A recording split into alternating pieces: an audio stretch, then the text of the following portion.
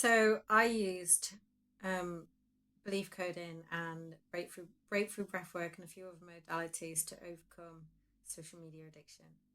How did I recognize that it was an addiction? Um, because I wasn't enjoying it, but I was using it so much.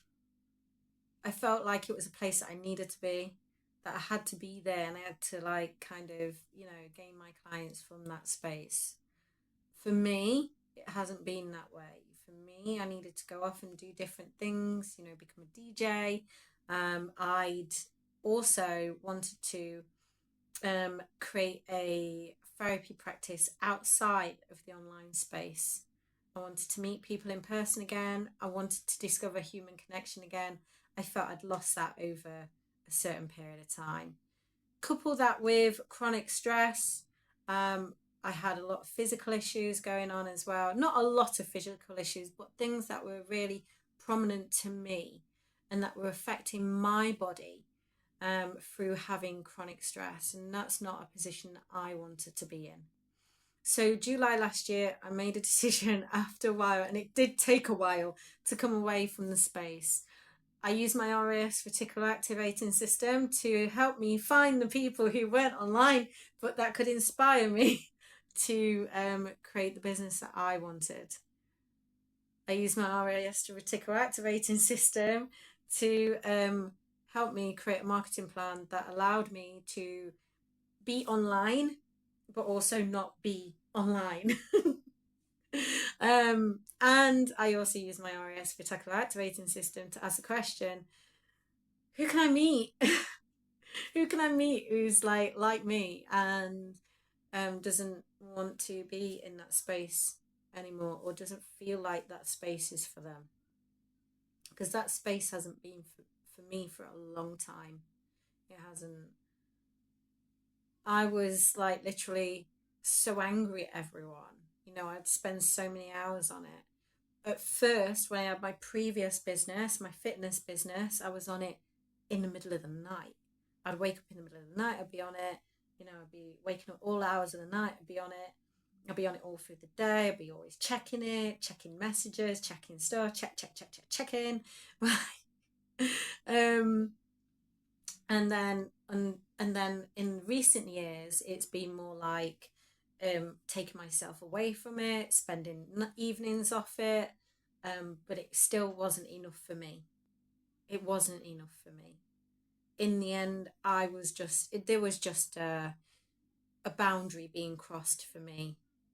And it wasn't social media, it was me.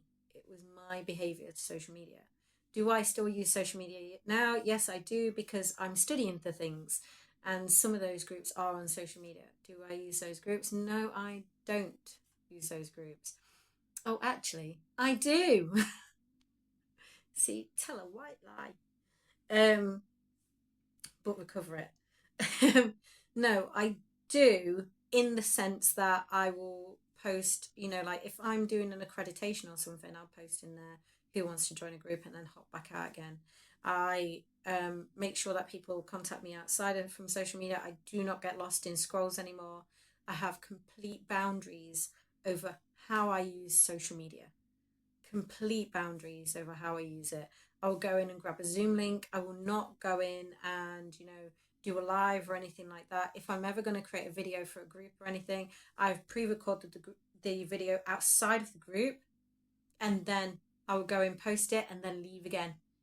But the last time I did that was ages ago, and the group that I'm in now do WeTransfer, so everything's like so much easier for me. I don't have to go online.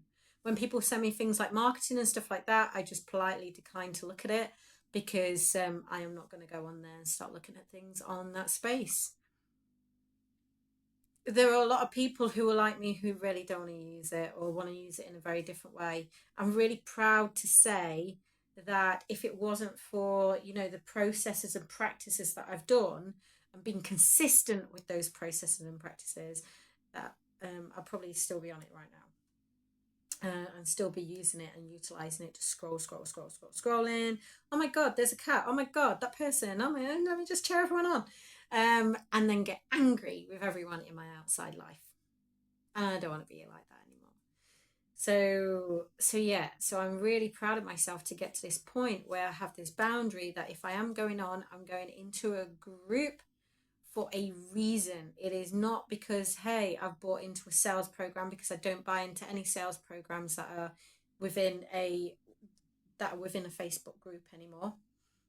Everything now has to have a Zoom link or something like that. If it's, Facebook Lives or anything like that, absolutely not. I won't integrate or even be part of it. So, yeah, and I could feel myself like, this is it,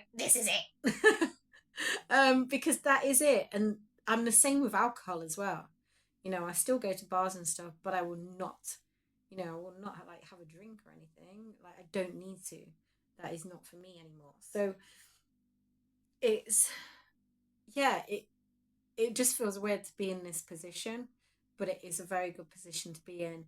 And it has massively changed my life for the better, rather than, and at first, I'm not going to say, oh my God, I felt so amazing, like unicorn and rainbows and all this kind of stuff, and all love and light. No, I did not. I tell you what I did feel. I felt fear. I felt scared. I felt lack. I felt like meaningless. I felt like, because a lot of people said, you must be online to gain clients and stuff. I probably made more money away from social media than what I have been on social media in the past 6 years.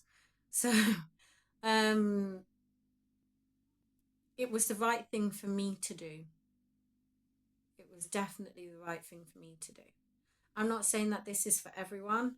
I'm just saying that I know that from what people were saying to me, oh, you must be here, and why would you go for, and all this kind of stuff. And it did sound like, to me, it sounded like the way people talk about alcohol when I was coming off alcohol. Why would you not have that anymore? And you don't really drink that much, don't use it that much. And it's like, well, it was a hindrance to my life. Of drinking 2 bottles of cava on a night.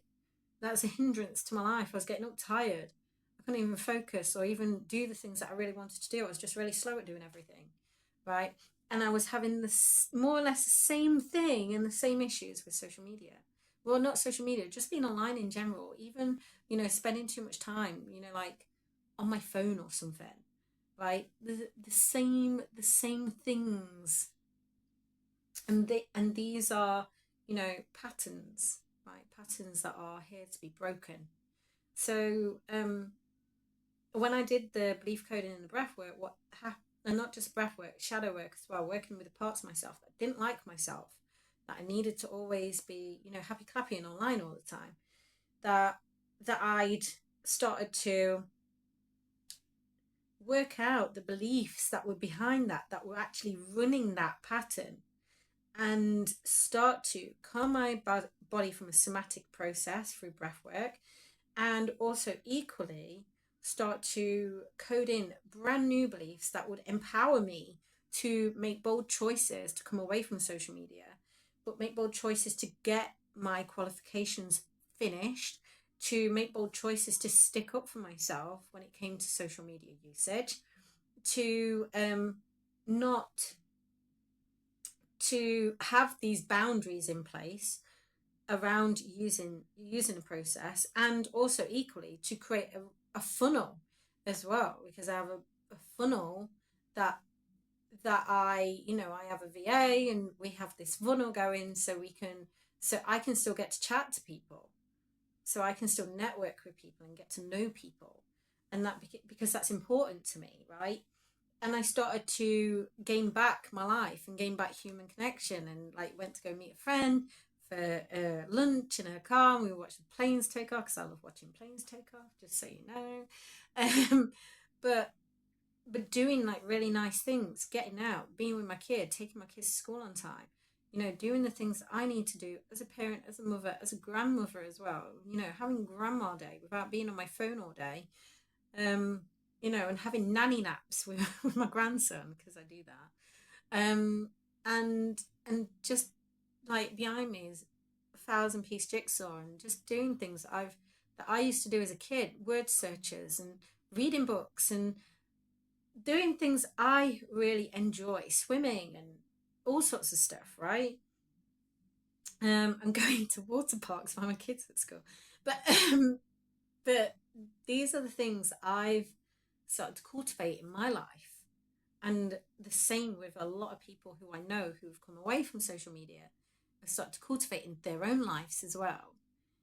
It's very easy for someone to say, oh, don't come away from, social media. You need to be on it all the time when they've got teams of people doing it for them that they can actually step away from it. I do have someone doing certain things in my team that I can actually step away from that process. But I know if she wasn't around, I'd probably scrap the whole process altogether and just go to YouTube and my website, and that's it. And net bloody work. So anyway, network, because I love networking anyway, and that's what my quantum jumps were always showing me. Like, I was networking, I was on calls with people, I was talking to my future clients, not anyone else. So it was me, and that's what my quantum jumps were showing me. And when I started to realize that and start to step into that role and step into that identity, that's when my manifestations and my clients start to drop in, because I was doing the thing that my quantum jumps were showing me to do. So I'll leave it there for today. My name is Trina Kavanagh-Thomas. I'm an expert in energy and goal alignment and somatics for male and female leaders. And if you'd like to learn more about me and my processes, check me out below.